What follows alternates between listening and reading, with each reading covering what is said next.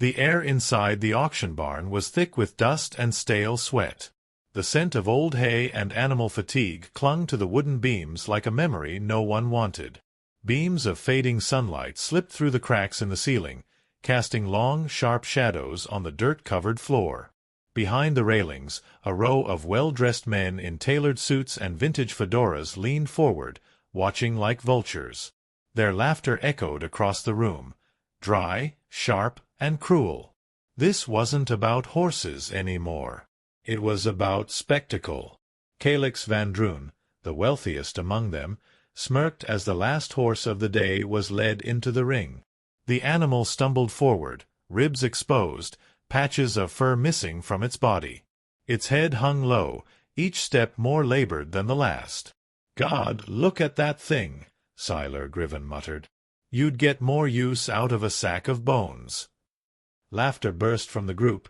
Van Droon, Griven, Drexen Marlowe, and the others all chuckling as if this moment had been staged for their amusement. Then came the interruption. A figure emerged slowly from the side entrance, barefoot and hunched. His clothes hung from his bones like old curtains in a ghost town. The lines on his face ran deep, not just from age, but from years of silence and sun. Zarek Thornwell moved with a strange dignity, as if the dust on his skin was part of something sacred. The men stared in disbelief, and then the laughter returned, louder now. "Look who the wind dragged in," Nyrick Thane chuckled. "You lost, old man?" Zarek didn't respond. He just kept walking, eyes fixed on the horse in the center of the barn. The animal looked back at him, just once, and something in that silent exchange made even Craven Duskholt go quiet. The leering smirks faded slightly.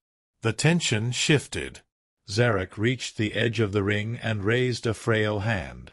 His voice, when it came, was cracked and dry, but unwavering. "I'll take him." The room fell silent. Even Vash Renmore lowered his glass. No one had expected the man to speak, let alone claim a creature that everyone else saw as trash. Zarek stepped into the ring, reached out, and gently touched the horse's sunken cheek. The animal didn't flinch. In fact, it leaned toward him, as if recognizing something familiar, as if understanding. In that moment, between a broken man and a forgotten beast, something unexplainable passed between them. None of the men watching understood it, but later they would, and when they did, they would regret everything. Zarek Thornwell led Kavak out of the barn as the sun bled into the horizon, painting the dirt road in hues of dying gold. The horse walked slowly, hooves dragging, but each step seemed lighter than the last, as if the presence of the old man eased the pain in his limbs. Behind them, the men still laughed, muted now, confused. "He'll be dead before morning," someone muttered, though no one had the nerve to say it loud enough for Zarek to hear. He didn't look back. He never did. He guided Kavak along the back roads, taking the long path through the edge of the forest. With no truck, no trailer, and no home to return to, Zarek led the horse to the only place he still knew, the burned-out ruins of an old hunting cabin, abandoned decades ago and forgotten by everyone except him. The porch had collapsed, and the roof sagged like an old man's spine. But to Zarek it was familiar, safe. In the silence he spoke to Kavak, not in commands, but in low whispers, like talking to a friend who had been missing for years. Inside the ruin, Zarek cleared out enough space in the back shed for Kavak to rest. He tied no ropes. He didn't need to. The horse, for all his brokenness, didn't try to leave. He simply stood by the door, eyes half shut, breathing slow. Zarek laid what little dry hay he could gather onto the dirt floor and placed a bucket of water beside it, dirty water, but still water. Then he sat beside the animal, knees creaking, back hunched, and looked into the dark woods ahead. The night was cold, but Kavak's presence warmed something in him he hadn't felt in decades. Memories returned in pieces. The farm. The war. The barn he built with his own hands. His wife's last letter. His daughter's silence. He had lost everything, slowly and without noise, like a candle fading in a sealed room. And now, in his final stretch of years, he had been given something no one else wanted. A horse. A shadow. A reflection. The irony cut deeper than any insult the men at the auction could have thrown. In town, Calix Van Droon was still shaking his head. "What the hell was that old fool thinking?" he muttered over his second whiskey. "That thing's a corpse." But there was a discomfort in his voice now, a small thorn of something he didn't want to admit, guilt. Or perhaps fear. The kind of fear that creeps in when you realize you've just witnessed the beginning of something you don't understand. And in the dark woods, under a sky heavy with stars, Zarek whispered into Kavak's ear, "They think we're finished. But we've just begun." The days that followed were slow and quiet. Zarek awoke each morning to the sound of Kavak's breathing, steady and deep like the rhythm of an old machine coming back to life. The horse still moved with stiffness, but his eyes had changed. No longer hollow, they now held something else, awareness. Trust. It was subtle, almost imperceptible, but Zarek felt it. And in return, something inside him began to thaw, like frost retreating from the roots of a long-dead tree. Each morning, Zarek walked into town to scavenge. He avoided the main roads, sticking to overgrown trails and forgotten paths. He spoke to no one, and no one spoke to him, though some eyes followed him from behind curtains. At the town's edge, he found an old feed store with a back bin full of rejected grain. He filled a canvas sack, one handful at a time. "Still trying to save that sack of bones?" a voice called from a passing truck. Zarek didn't turn around. There was no need. Back at the cabin, he brushed Kavak's coat with an old piece of burlap. The hair had begun to regain a soft sheen. The ribs were still sharp under the skin, but the horse lifted his head higher each day. Zarek spoke little, but when he did, the words carried weight. "You and I," he'd whisper, "we were both thrown out. Forgotten. But not done." The wind would move through the trees like a reply, soft and patient.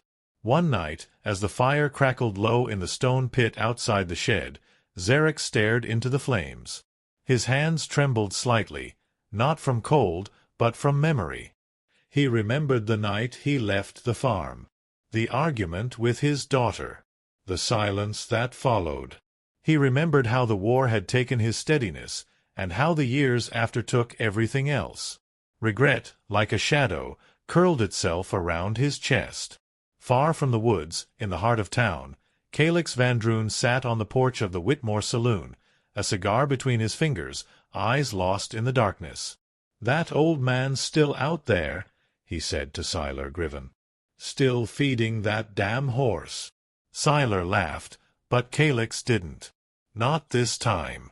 Something about Zarek Thornwell had begun to bother him, like a bad dream trying to resurface. "He's hiding something," Calix muttered. "No man fights that hard for nothing." And while the town slept under a sky full of brittle stars, Kavak stepped out of the shed for the first time. Slowly, carefully.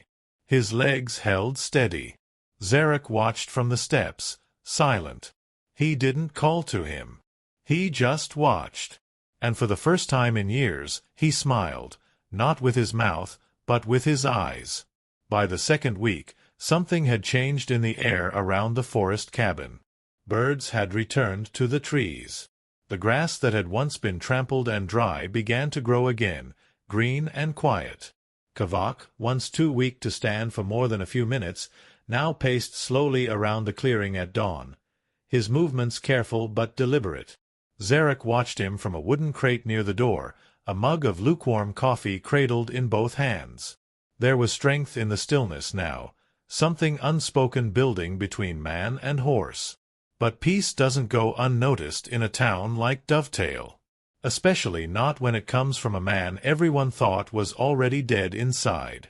Word had spread, quietly at first, like wind through a wheat field. The beggar had taken a dying horse and turned it into something else. Something proud. Strong. Some said it was pity. Others said it was madness. But one man didn't think it was either. Calix Van Droon sat in his leather chair behind the high window of his office, staring at the treetops in the distance. He hadn't laughed about Zarek in days. There was a growing discomfort in him, tight and silent.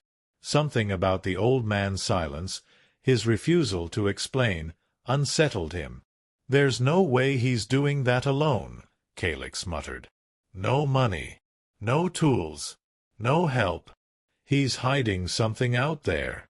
He crushed the end of his cigar and stood. That night, Zarek heard rustling near the edge of the woods. He rose quietly from his bedroll and stepped out, barefoot, holding nothing but a rusted lantern. Kavak was awake too, ears twitching, eyes alert. Zarek stood beside him, one hand resting on the horse's neck.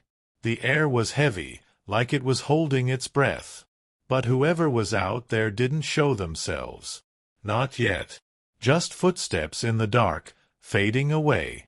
The next morning, Zarek found a broken fence post, one he hadn't touched in years. It wasn't much, but it was enough. Someone had been there, watching, testing the line. He looked toward the trail that led back to town. He didn't like what he saw in his own mind. He'd tried to stay quiet, invisible. But Kavak's recovery had become too loud to ignore. Later that day, as Zarek gently rubbed Kavak's shoulder with a damp cloth, he whispered, "They're watching us now. They want to know why you're not dead. Why I'm not gone." Kavak shifted slightly, but didn't pull away.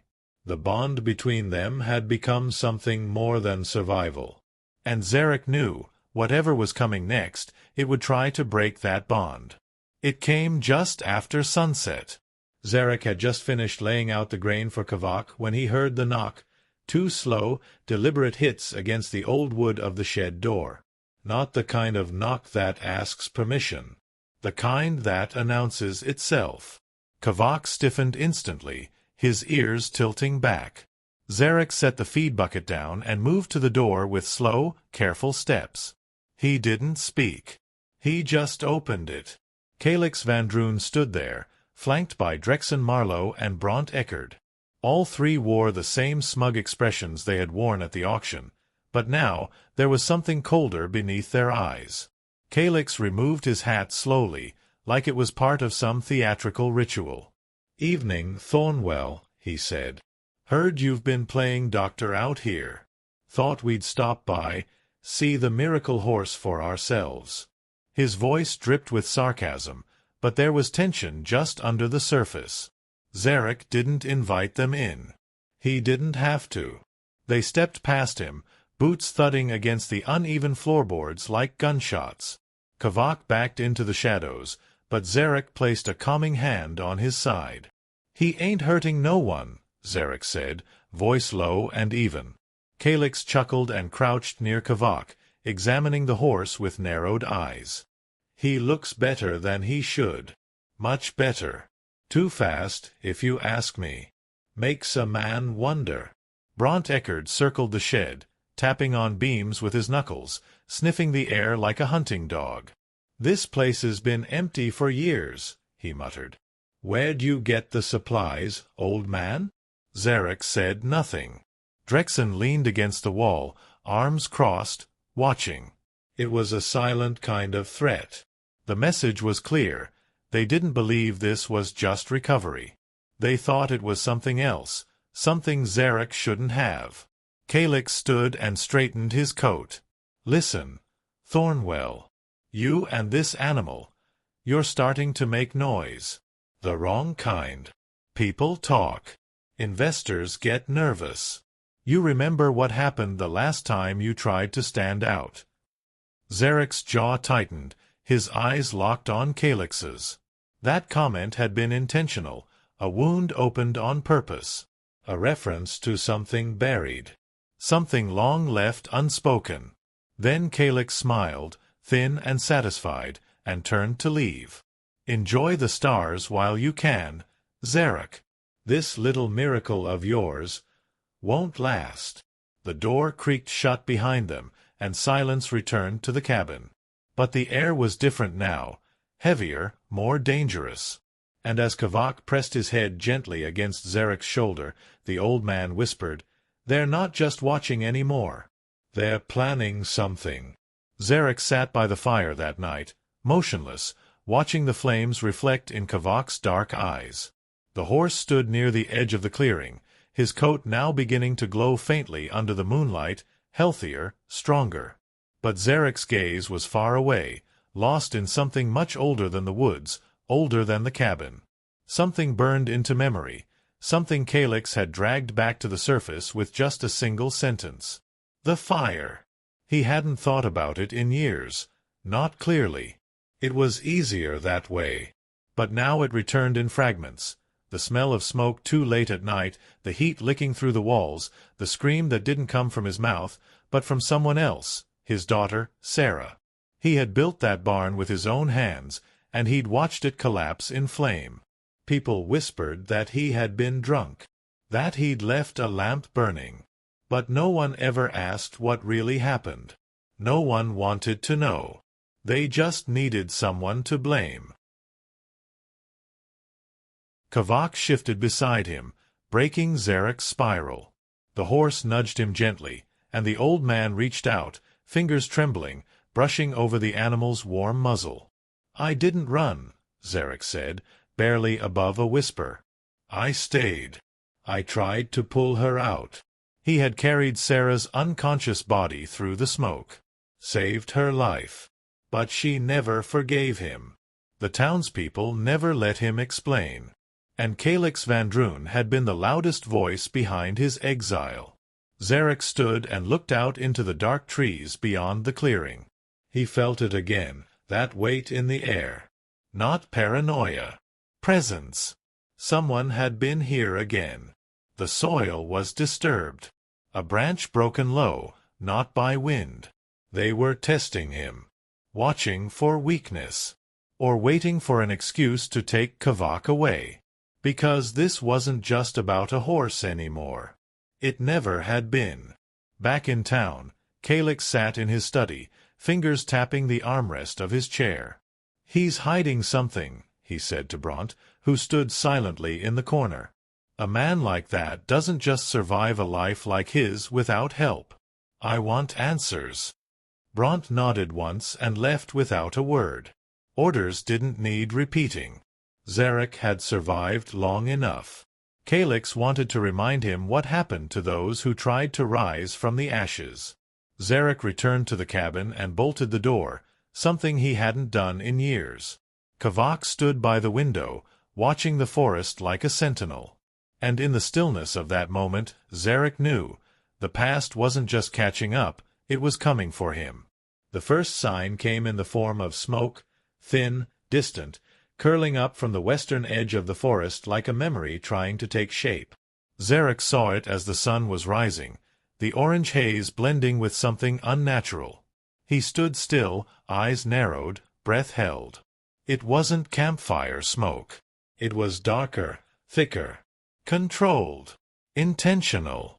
Someone was sending a message, and he didn't need to guess who. By mid-morning, the smell had reached the cabin. Kavak grew restless, stomping at the dirt, tail swishing hard.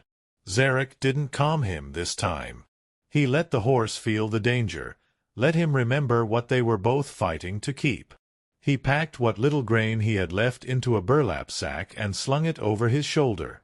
Then he retrieved something he hadn't touched in decades, a rusted metal box buried beneath the floorboards, inside a rotted trapdoor. It held only 3 things: an old photo of Sarah as a child, a war medal he never claimed, and a .38 revolver wrapped in oil-stained cloth.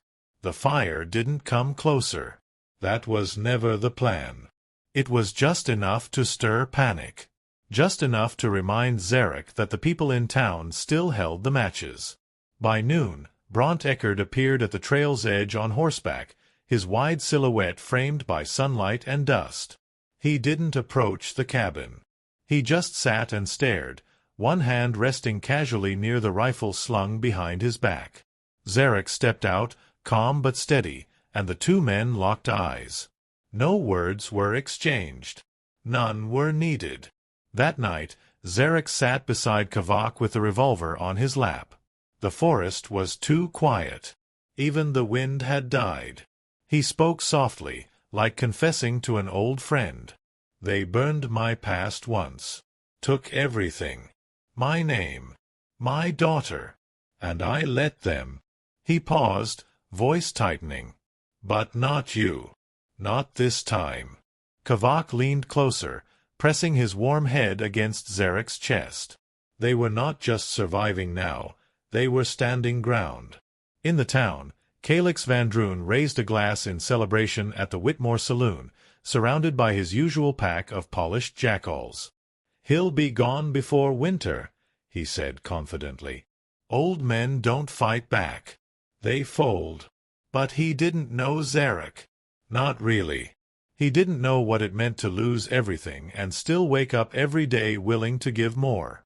And as the moon climbed high above the trees, a distant howl cut through the night, low, guttural, wrong. Zarek stood instantly, staring into the woods.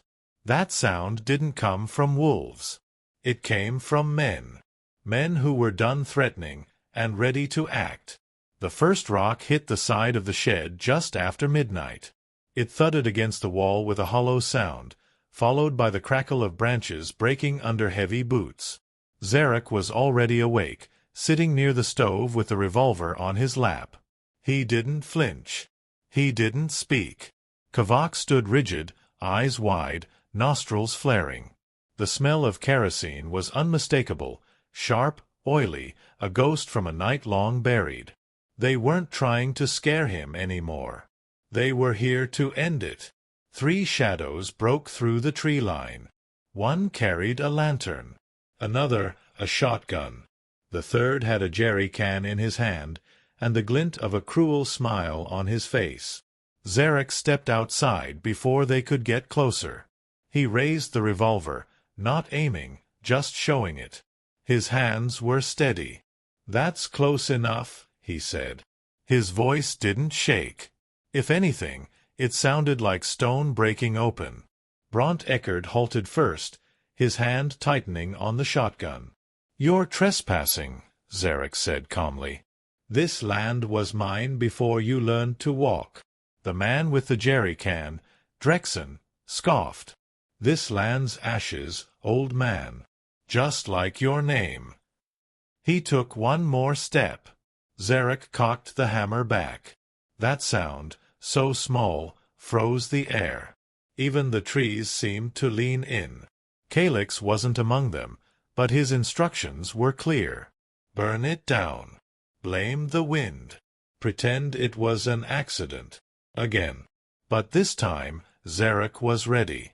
Behind him, Kavak stomped the ground, snorting, fierce now, more alive than any of them expected. Zarek stepped forward, just enough for the firelight from their lantern to hit his face. They saw something there they didn't expect. Not fear. Resolve. "You came for ashes," Zarek said, voice low. "But I already burned once. There's nothing left for you to take." Bront hesitated. Drexen looked to him for a signal, but none came. Zarek raised the revolver just enough. Not to fire. To end the game. The moment stretched thin, and then the 3 shadows turned back. No shots. No flames. Just silence retreating into the woods. Zarek exhaled, the weight of decades falling off his shoulders. Kavak moved beside him, pressing his body close. The old man holstered the revolver and looked to the stars. He had made a choice, not just to fight, but to remain. To exist. They hadn't won. But deep in the shadows beyond the tree-line, unseen by either of them, Calix watched with narrowed eyes. This wasn't over. Not yet. And the next move would not come in the dark. The town fair arrived with its usual noise, bright banners, cheap whiskey, and laughter that rang hollow to those who knew what was coming. For the first time in 20 years, Zarek Thornwell walked its main street in daylight. Not hiding. Not watching from shadows. He wore the same tattered coat, the same heavy boots, but something in his posture had changed. He wasn't invisible anymore. Kavak walked beside him, brushed, proud, stronger than anyone could have imagined. Children pointed. Some men looked away. Others stared, as if seeing ghosts. Zarek didn't speak. He let the presence of the horse, and the scars on his face, tell the story. And that story reached Calix Vandroon long before Zarek stepped onto the packed soil behind the livestock tent. Calix stood alone, arms crossed, trying to maintain control over the twisting in his gut. "You really couldn't stay in the woods," he said when Zarek approached. "You had to make a scene." Zarek stopped just short of him, Kavak snorting beside him. "This scene started with you. 20 years ago. The fire. The lies." His voice was clear, not loud, but it carried. People were beginning to listen. "You were drunk," Calix hissed, jaw tightening. "Everyone knew it. You burned down that barn. Almost killed your daughter." Zarek didn't flinch. Instead, he pulled from his coat pocket a small, yellowed letter. He handed it to Calix. "She wrote this a month ago. Told me the truth. That it was you who lit the lantern. You who came back drunk. You who left the stall door open and knocked over the oil." Calix's face paled. The crowd that had quietly gathered around them began to murmur. Siler, Drexen, even Bront stood off to the side, watching, not laughing this time. Zarek stepped closer. "You didn't just ruin my name. You took everything. But I never raised a hand. I left. And I waited. Because I knew truth has weight. And yours is finally crushing you." Calix tried to speak, but his mouth opened to nothing. No denial. No threat. Just silence. Zarek turned, leading Kavak through the stunned crowd. A slow parting of bodies gave them space. No one cheered. No one clapped. It wasn't a victory parade.